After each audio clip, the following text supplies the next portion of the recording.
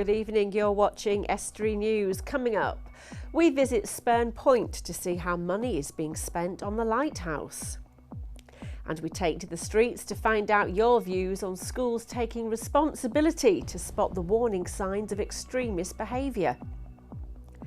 And we head to Hull to find out about the latest investment at the university.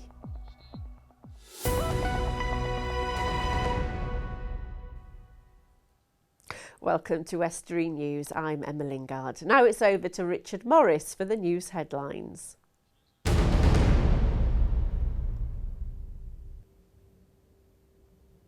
Plans for a new Hull venue have moved a step closer. Councillors have approved the next steps to create a large-scale music and events centre in the city. The 3,500 capacity facility would create 500 long-term jobs. The council have committed £36 million to the venture, which would be built on land behind the Prince's Quay shopping centre. And in Grimsby next week, councillors will look at plans to build a community stadium in North East Lincolnshire. An independent feasibility study has looked at the economic benefits a sporting complex would have on the region. As of yet, there are no specific locations in mind. People are being warned to take care of their health as the area experiences a heat wave. The young, elderly and seriously ill are asked to take extra care during the hot weather. People should ensure they drink more water and keep out of the heat as much as possible. Over two-thirds of Grimsby's high-rise tower blocks are now empty as plans for relocation continue. Over 265 households on the East Marsh are now in new homes 9 months on. Plans for the demolition of the town's landmarks still continue. Caister Library would be forced to shut if it wasn't for volunteers stepping up. That's according to the centre manager of the facility based in the town's Arts and Heritage Centre. Stephanie Dale was talking ahead of Lincolnshire County Council pulling their staff from the venue on July the 1st.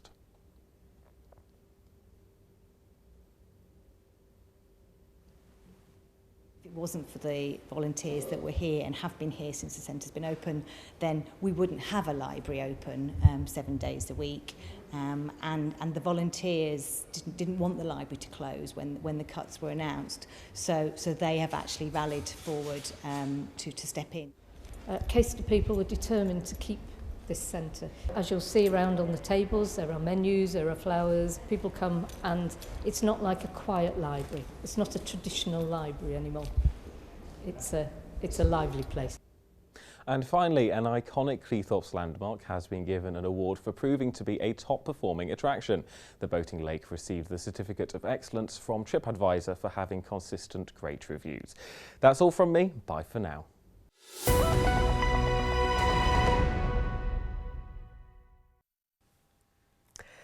Hull University has received a £40 million boost to its finances thanks to the European Investment Bank. It comes after recent investments in improving the campus library, Middleton Hall and building a new student accommodation block. Dave Nunn brings us this report. Hull University has been riding on a wave after a huge new investment in infrastructure. Now the university is receiving a £40 million investment from the European Central Investment Bank. We are marking the signature of a loan of 40 million, which we are making to the university here to help support development of facilities, buildings and projects here more generally. The bank has invested £1.5 billion in universities around the UK in the last 5 years and has picked out Hull for specific reasons. The universities they will approach us for the funding, but the things that we particularly look out for are ambitious but value for money projects which will make a clearly important measurable contribution to the development of the university. We like to look at research facilities, we like to support accommodation, refurbishment, and in particular we like to see where the university itself and the development of the university is also going to have an important knock-on effect to the wider economy, and all of those things apply here, so we're very happy to be involved with it. The loan has delighted Vice-Chancellor Callie Pistorius, who has big plans to invest the money in the student experience, as we can see from existing developments. On the capital side we have a refurbishment of our library, which I would like to think is now one of the most modern university libraries. We've just started the project of new residences. The new building for the medical school will start soon, and a bigger health campus We have the completion of our Middleton Hall, which will be a world-class concert facility. So many capital projects. But in the broader investment program, we also have investment in people, investment in academic endeavours, and above all of this is about investment in student experience. The Vice-Chancellor says it all adds up to exciting times in the future of the university. I think it's very exciting, especially everything is coming at not at more or less at the same time, and it really shows confidence, I think, and it shows growth, and that's a very exciting time. You're watching Estuary News. Coming up later, we find out how the restoration of Spurn Lighthouse is taking shape, and Richard Morris will bring you the sports news.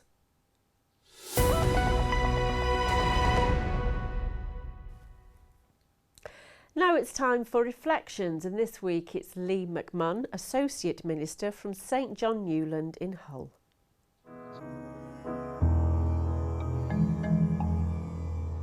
One of the temptations I find as a Christian is to treat Jesus as a consultant rather than as a king. Now, we all know what consultants do. They advise governments, businesses, schools. They give some advice.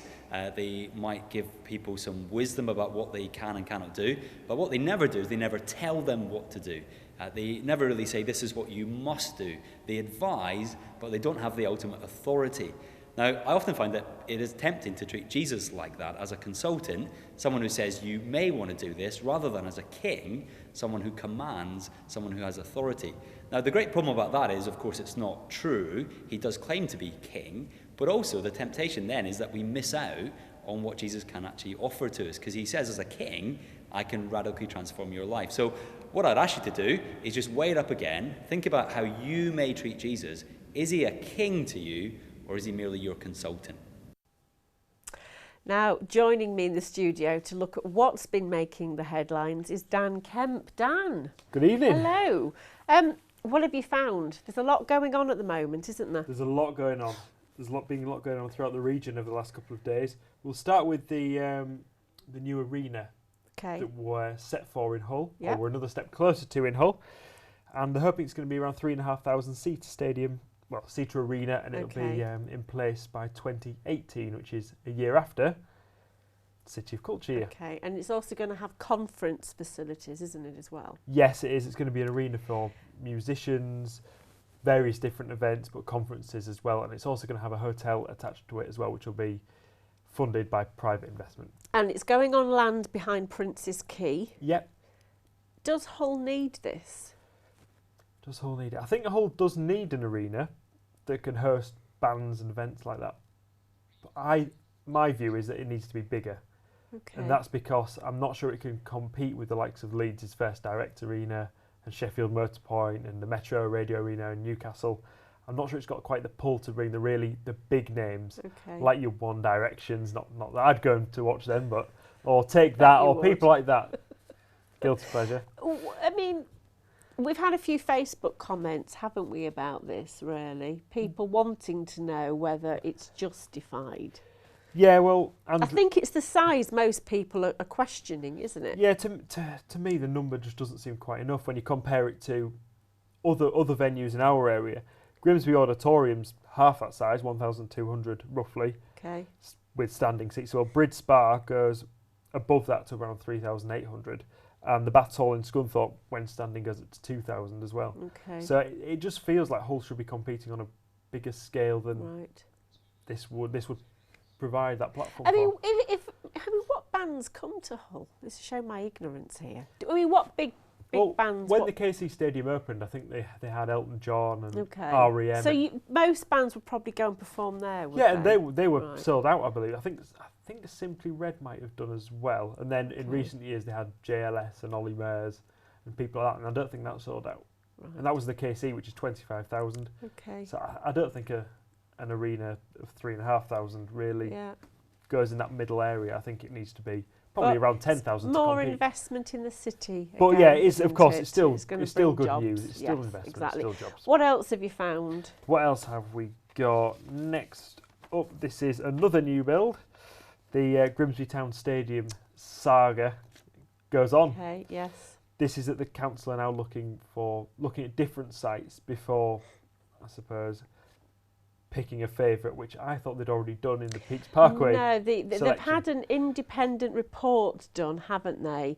And I know this goes to Cabinet next Wednesday, I do believe, at North East Lincolnshire Council, where they're going to look at the report, because basically I think the report's saying that having a community, and that is the key word, stadium, will have economic benefits to the town. Wider benefits than just the football club. I know Ray Oxby said he supports looking around and trying to find the right venue and not rushing in. I was going to say it's the location, isn't it, that's going to be the key thing, because obviously they're looking at the Peaks Parkway site. Prior to that, it'd been Greatcoats. I think somebody actually mentions Freeman Street in there. Yeah, there is a mention of Freeman Street in this Grimsby Telegraph article we've been reading. I can't imagine where. That's another you know one. Grimsby better than I do. Well, I'm not saying anything. I can't imagine where. That's another one to watch, isn't it? Well, stay with us, Dan, because we're going to carry on talking more about this shortly. Well, from tomorrow, teachers will be required to spot the warning signs of extremist behaviour and those children who could be at risk, as well as ensuring pupils are safe online. The new legislation aims to stop youngsters being drafted into terrorist activity, with lessons exploring the issues being taught. And we've asked people in Grimsby today what they think about schools taking on this responsibility. They need to spend a bit more on defence, because we're getting involved with like Russia and stuff, and spending less on defence is a bit silly. To spend more money, they should stop giving the MPs so much free rein with the taxpayers' money. Like the NHS, because the NHS is like really bad. Education and national health, honestly. Opportunities for young children getting into work, apprenticeships, education, NHS. Of course, the national health, I think that's always been a really good thing, although I was born after it came in. But yeah, I do think so, because I think we're maybe the envy of the world because we've got that. And tomorrow we'll find out exactly how schools will do this when we talk to the police and a teacher. Right, it's time now for another local word in What You Say. Can you guess the meaning this week?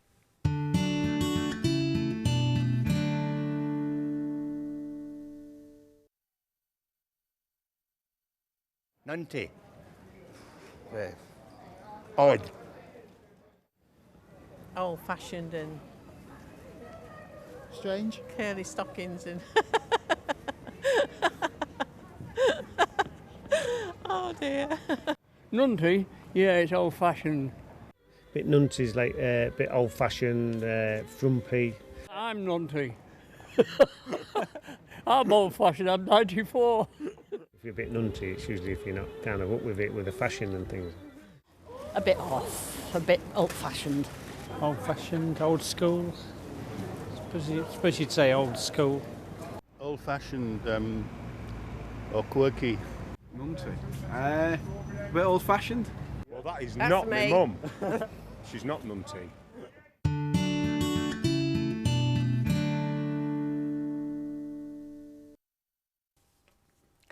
I think if Dave Nunn was here now, he'd be saying that my next guest, Dan Kemp, is nunty after what you said about him last week. Yeah, he definitely fit the bill of that word. Oh, you're so cruel. I can't Anyway, remember what it quickly, moving on. What else have we found in the papers? I think we should go to the Cleethorpes Armed Forces weekend, which has just gone, and the massive success that was. It was. It was, yes. They had around 80,000 visitors on the Saturday and around up to 100,000 on the Sunday. And of course, that's now been recognised by the awarding of next year's National Armed Forces weekend, which will be held in Cleethorpes, which I believe is the first town to have ever held such event. It's the first time a town has been given it, isn't it? It is a fantastic achievement for all those behind, because you met Gavin Marshall, didn't you, yesterday? I did, yeah. There's clearly been such a lot of thought and time and effort that have gone behind it, and it's good that the council and the event have been, I suppose, rewarded for that. Yeah. And they'll really be given their big moment next year. I know a lot of the talk was about which member of the royal family might be coming along. I think should be taking bets on it. No, of course we've got no idea who it's going to be at this we stage. Don't, do we? But the fact that there's going to be a member of the royal family there, and of course the Prime Minister was at the one this year, and it'll be another high-ranking government official as well. Yeah. And the armed forces put their entire weight behind the event. It'll be fantastic. It'll just be good coverage for Cleethorpes, and nothing more than that really. It'll just be exciting. Yeah. Good. Next, what else have you found for story, us? what should we go for next? This is a bit more of a serious one. That tributes have been coming in for a Lincolnshire woman that was gunned down in Tunisia as part of the attacks that happened on Friday. And of course the 24-year-old was amongst the 15 Britons that were killed, or that we know were killed. I think the toll might have gone up to 21. I think I read today in Sousse, of course. Very, very sad news there, isn't it? There's a lot of people, obviously, we know that are coming back to this country and this region who have obviously been caught up in that. Anything else that you have for us? We'll just say there is a 1 minute silence that's been put in place for Friday at 12 noon as well. Okay. To remember those people. Okay. One thing that I've been looking into today that we must mention is mobile phone network coverage. There is currently a campaign on Twitter via the Club Hector crowd, which if anybody knows on Twitter, John O'Dixon at Sunk Farmer, who's over at Patrington, it was, wasn't it? They're doing Club No Network because a lot of people that live in rural communities are finding that no matter what your network is, you sometimes have no service or very little service. And there's a big backlash at the moment about paying for a service you don't have. I mean, how do you find where you live? Do you have problems? I'm probably on the rural urban kind of fringe where we live, and we don't have problems as such. 3G signal is fairly sporadic, but we get GPRS, so for phones and phone calls and texts, it's absolutely fine. But wanting to go online, if you don't have Wi-Fi, it's a bit of a struggle, really. What about 4G? Because supposedly we've got 4G in this area. Do you know anybody that uses? Well, I think Hull's had 4G installed fairly recently. I've only noticed it in the last couple of months. Grimsby's had it a bit longer, I think, since I've been coming across here. I've been able to get 4G better. But I think it really, at least 3G, it needs to be spread out into the more rural areas because there's some people there that can't get online. And I think it's something that nowadays, in the 21st century, everyone should be able to do. And worse, if you've got a business or, you know, you are a farmer in a rural location where obviously having a phone signal is crucial. Well, thank you for that. No doubt we'll see you around with more stories. In April, the £500,000 restoration of Spurn Lighthouse began. The black and white tower has been a waypoint marking the outcrop of land into the Humber for many years, preventing unsuspecting vessels from running aground. But now it's turned green as part of the latest stage of redevelopment, and Dan Kemp went to find out more. The road to Spurn has become distinctly more challenging in recent times. This is a route that contractors must now take to work every day to work on the lighthouse in one of the UK's most isolated positions. Driving up and down from the top of Spurn Point to the bottom, we've now purchased 2 Land Rovers to allow us to do that, which hopefully will be useful on other projects. The tides shift daily, so it's moving the Spurn Point. But our lads have took to it and they're doing okay. But it's all for a good cause. The Yorkshire Wildlife Trust want to open the lighthouse to visitors to enhance the experience for those choosing to head to Spurn. The building was tired, you know, it's what the Victorians provided us with. It was used by Trinity House and then the ownership passed to Yorkshire Wildlife Trust a number of years ago. And we're a wildlife charity, so we need to find, we have a Grade 2 listed building, and how do we maintain it? From the top of the building, the views are stunning. The iconic structure is now mid-renovation and working towards completion in September. We're redecorating it, we're doing the electrics inside, rewiring it. The scaffolding's gone up, which has been a bit of a challenge in itself, but we've now got it all up. Many different lighthouses have stood on the spit of land. The earliest records of one standing on Spurn date back to the 15th century, with the existing one dating back to 1895. In its existence, the land has always evolved, and how is something visitors will be able to learn when it opens. We would hope to see people coming down to the lighthouse, and you want to go to the top, and on the way up there will be information and stories about Spurn. When I say stories, it's that background. Why is the lighthouse here? why Spurn here? What's the importance to wildlife? What's the importance to shipping? So there's a mix of information and stories that are going to go in that lighthouse, and we can get our charitable aims across to the public who come on to Spurn. It's great to see that lighthouse being restored, and we'll keep you updated on that story. But now it's over to Richard Morris with the sport.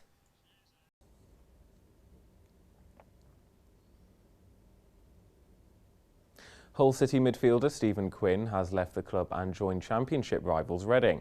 The 29-year-old Irishman joined the Tigers ahead of their 2012-13 promotion campaign and signs for the Royals on a free transfer after being offered a 3-year contract. Meanwhile, City have been linked in the local press today with a move for Brentford striker Andre Gray. The release of National League fixtures has been put back an hour to allow for the minute's silence to remember those who died in Tunisia. The silence will take place at 12 noon on Friday, with the fixture release for Grimsby Town and North Ferriby United now put back to 1 o'clock. And one other line of Mariners news is that they've been linked to the signing of fullback Richard Tate. The 25-year-old is currently out of contract after being released by Cambridge United. In Rugby League, Hull Kingston Rovers will be looking to build on their Challenge Cup quarter-final progress with a win at home to the Salford Red Devils. 20-year-old halfback Matty Marsh is set for a debut, while Greg Burke and James Green are set to return from injury. Kick-off is at 8 p.m.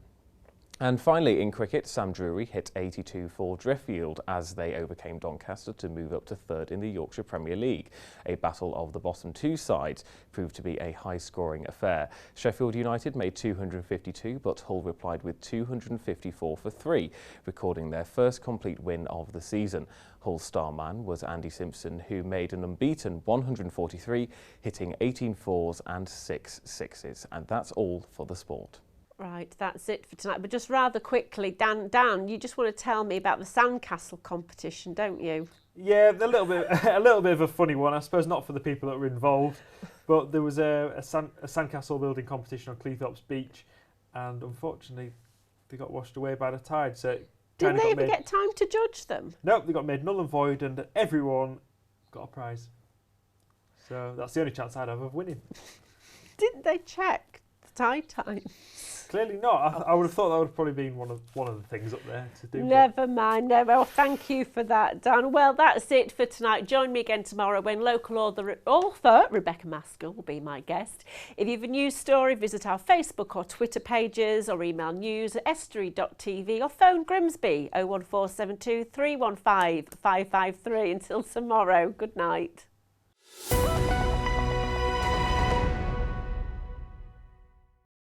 Estuary TV's weather, sponsored by Hornsby's, celebrating 100 years in buses.